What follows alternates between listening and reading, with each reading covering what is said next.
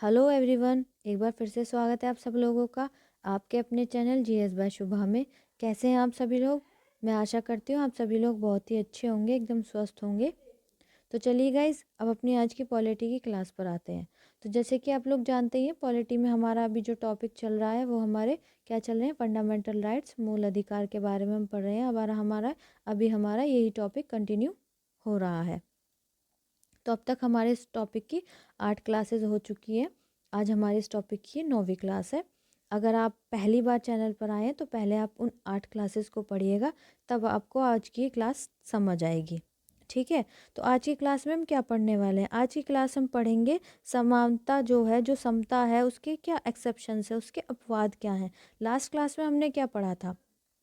जैसे मैंने आपको बताया था कि जो हमारे मौलिक अधिकार हैं वो 6 हैं। तो सबसे पहले क्या आता है? सबसे पहले आता है समानता का अधिकार।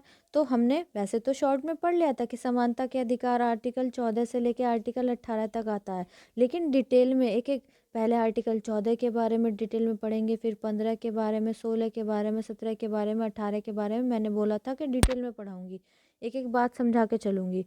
तो कल हमने क्या पढ़ लिया था? कल हमने पढ़ा था जो आर्टिकल 14 है वो क्या बताता है कि जो विधि है, विधि के समक्ष समता और विधियों के समान संरक्षण का जो अधिकार है किसी भी व्यक्ति को, उसके बारे में हमने कंप्लीट डिटेल में पढ़ लिया था। ठीक है, आज हम क्या पढ़ेंगे? उसके अपवाद क्या हैं, उसके एक्सेप्शंस क्या हैं, जिसको हम क्या बोलते हैं, समता के अपवाद के नाम से बोल रहे हैं हम। तो आज हम वो चीज़ डिटेल में पढ़ने वाले हैं। ठीक है, इतनी बात आपको क्लियर है? चलिए अब अपनी आज की क्लास शुरू करते हैं। देखिए, ये सब हमने कल की क्लास में पढ़ लिया था, है ना। आज हम समता के अपवाद पढ़ेंगे। क्या पढ़ेंगे? समता के अपवाद। तो क्या पढ़ेंगे हम? समता के अपवादों को जानेंगे। चलिए अब शुरू करते हैं। तो इसमें बताया गया है कि विधि के समक्ष समता का नियम पूर्ण नहीं है। मतलब जो विधि है उसके समक्ष, उसके सामने ये जो समता का नियम है ये कंप्लीट नहीं है, पूर्ण नहीं है, तथा इसके लिए कई संवैधानिक निषेध एवं अन्य अपवाद हैं। और इसके लिए क्या है? कई संवैधानिक निषेध भी हैं और कोई कई एक्सेप्शंस भी हैं, अपवाद भी हैं।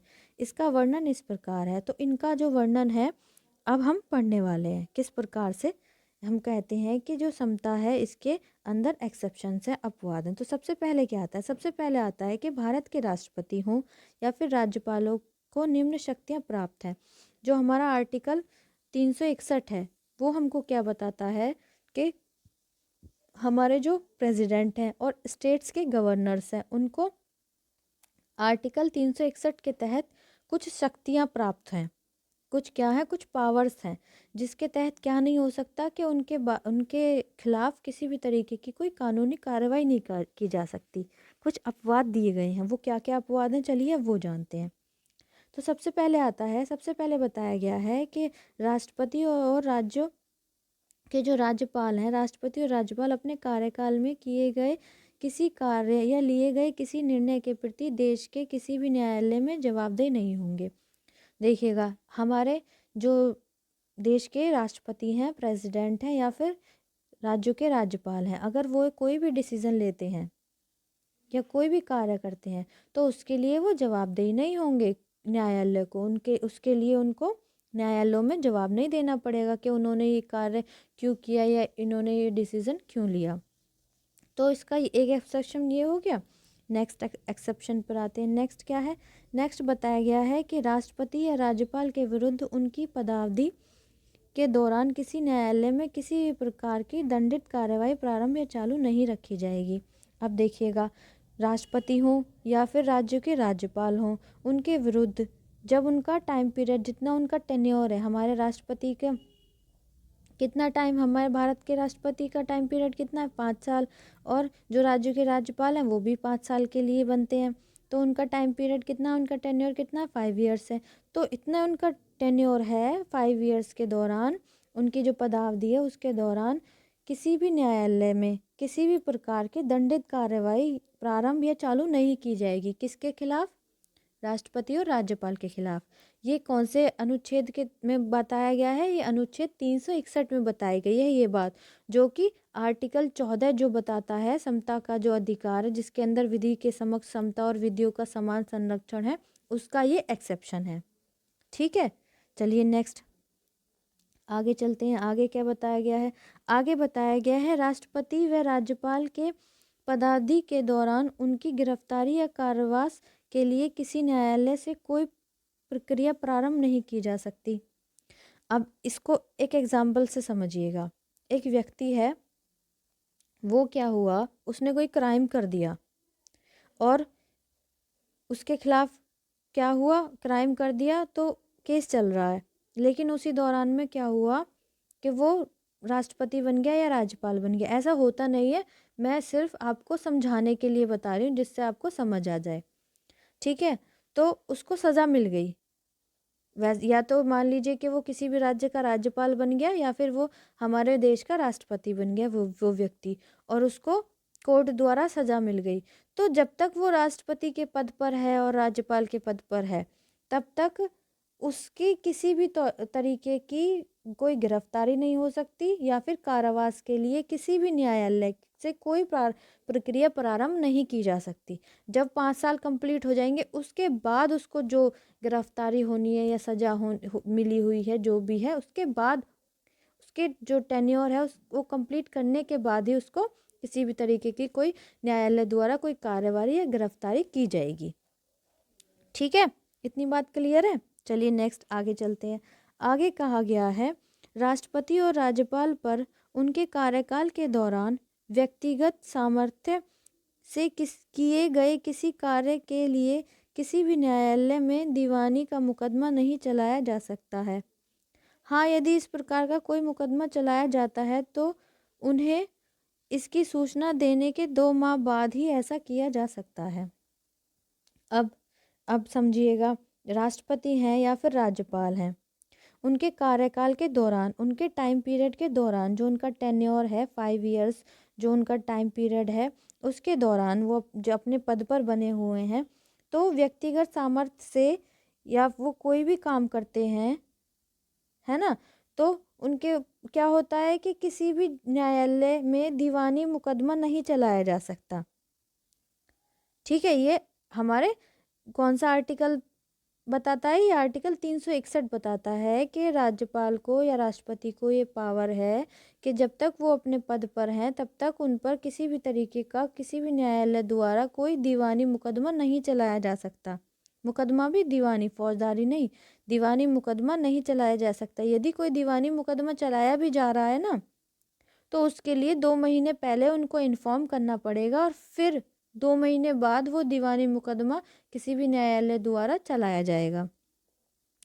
तो ये 361 के तहत ये पावर्स थी। किसको पावर्स थी? ये राष्ट्रपति और राज्यपाल को, जो कि किसका अपवाद है? जो आर्टिकल 14 है उसका अपवाद है, उसका एक्सेप्शन है। ठीक है, इतनी बात आपको क्लियर है। चलिए नेक्स्ट आगे चलते हैं। आगे बताया गया है कोई भी व्यक्ति यदि संसद में या राज्य विधानसभा में दोनों सदनों या दोनों सदनों में से किसी एक की सत्य कार्यवाही से संबंधित विषय वस्तु का प्रकाशन समाचार पत्र में या रेडियो या टेलीविज़न में करता है, तो उस पर किसी प्रकार का दीवानी या फौजदारी का मुकदमा देश के किसी भी न्यायालय में नहीं चलाया जा सकता। अनुच्छेद 361 क्या में कहा गया है। अब अगली बात क्या आती है? अगली बात ये आती है कि कोई भी व्यक्ति है, यदि वो संसद मान लीजिए, संसद के अंदर हमारे क्या अपर हाउस और लोअर हाउस, राज्यसभा और लोकसभा दोनों आ गई, या फिर किसी भी राज्य की विधानसभा या विधान परिषद दोनों आ गई, दोनों कोई भी उनकी सत्यता, कोई भी सत्य कार्यवाही के संबंध में कोई भी ऐसा काम है जिससे रिलेटेड वो उनके बारे में कोई भी बात जान गया वो व्यक्ति, और उसको कहाँ पर प्रकाशित कर देता है? या तो उसको न्यूज़पेपर में प्रकाशित कर देता है, या फिर लाइव टेलीकास्ट या टीवी में टेलीकास्ट कर सकता है, या रेडियो पर बता सकता है। तो ऐसा करने पर उसके अगेंस्ट कोई भी फौजदारी या फिर दीवानी मुकदमा नहीं किया जा सकता। तो ये भी क्या हो गया? ये भी समता का एक तरीके से अपवाद हो गया। जो आर्टिकल 14 में जो बताया गया है उसका भी एक एक्सेप्शन हो गया। ठीक है, ये भी तब होगा यदि ये सब चीज़ें हमारे राष्ट्र के हित में हो। ऐसे नहीं है कि मुंह उठाया किसी ने कुछ भी बोल दिया, ये अपवाद है, जिससे सारी चीज़ें आपको क्लियर होती चलें। इतनी बात क्लियर है। चलिए नेक्स्ट आगे चलते हैं, आगे जानते हैं आगे क्या कहा गया है।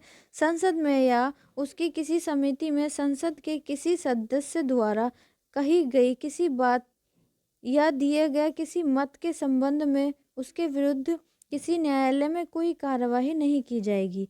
ये अनुच्छेद 105 कहता है, आर्टिकल 105 में बताया गया है कि संसद में या उसके किसी भी समिति, कोई भी कमेटी है में क्या है, समिति में संसद के किसी सदस्य, मतलब कोई भी सदस्य लोकसभा का हो या राज्यसभा का हो, या भी किसी भी कमेटी, राज्यसभा या लोकसभा की किसी भी कमेटी का कोई सदस्य है, यदि वो कोई भी बात बोलता है या अपनी कोई भी मत देता है, ठीक है, तो उसके विरुद्ध भी क्या नहीं किया जाएगा, न्यायालय में कोई कार्रवाई नहीं की जाएगी। ये उसको अधिकार कौन से अनुच्छेद के तहत प्राप्त है? अनुच्छेद आर्टिकल 105 के तहत उसको यह अधिकार प्राप्त है। तो ये भी क्या हो गया, समता का अपवाद हो गया। ठीक है, इतनी बात क्लियर है। चलिए नेक्स्ट आगे चलते हैं। आगे क्या बताया गया है? आगे कहा गया है राज्य के विधानमंडल में या उसकी किसी समिति में विधानमंडल के किसी सदस्य द्वारा कही गई किसी बात या दिया गया किसी मत के संबंध में उसके विरुद्ध न्यायालय में कोई कार्रवाई नहीं की जाएगी। यह अनुच्छेद 194 कहता है। जैसे संसद है, संसद के संसद के अंदर लोकसभा और राज्यसभा है, या फिर उनकी कोई कमेटी का कोई भी व्यक्ति है, या संसद का या राज्यसभा का कोई भी सदस्य है, इसी तरीके से जो राज्य की विधानमंडल होगी या फिर राज्य की विधान परिषद होगी, तो उसमें भी उस या फिर उसकी कोई भी समिति है, उसका कोई भी व्यक्ति इसी तरीके से अपना कोई भी बात बोलता है या फिर कोई मत देता है, तो उसके विरुद्ध भी न्यायालय द्वारा कोई कार्रवाई नहीं की जाएगी।